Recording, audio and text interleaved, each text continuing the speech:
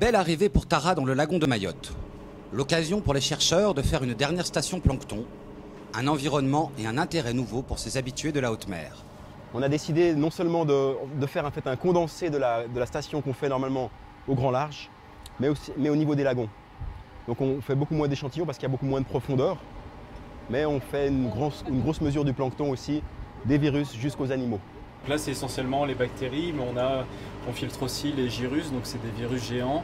Il y a aussi une partie sur les virus. Et ce qu'on essaye de faire, en fait, c'est de faire un inventaire complet de tout le plancton, de tous les organismes planctoniques, c'est-à-dire sur toutes les différentes échelles de taille.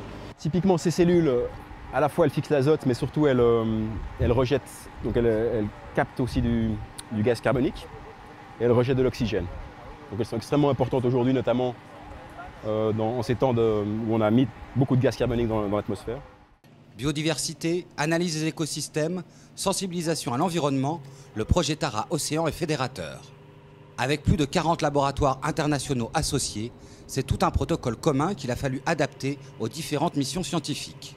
Basiquement, on essaie de monter un maximum d'eau à bord et après de filtrer cette eau et de filtrer suffisamment d'organismes pour avoir une biomasse suffisamment importante pour en extraire l'ADN, l'ARN et aussi pour prendre des images de ces organismes.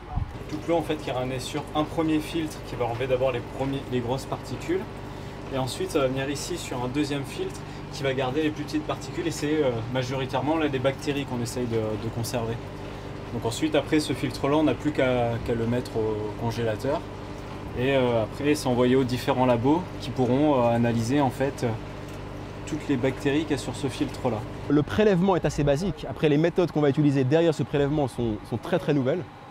Déjà alors ça c'est des méthodes qu'on n'utilise pas du tout en océanographie, c'est du séquençage d'ADN massif et de la microscopie à haut débit qui n'ont jamais touché le champ de l'écologie. Donc là il y a vraiment... Et puis après en effet on va faire... L'intéressant c'est qu'on va utiliser ces techniques ultra performantes à l'échelle planétaire. Donc en répétant la même mesure, strictement la même mesure sur toute la planète.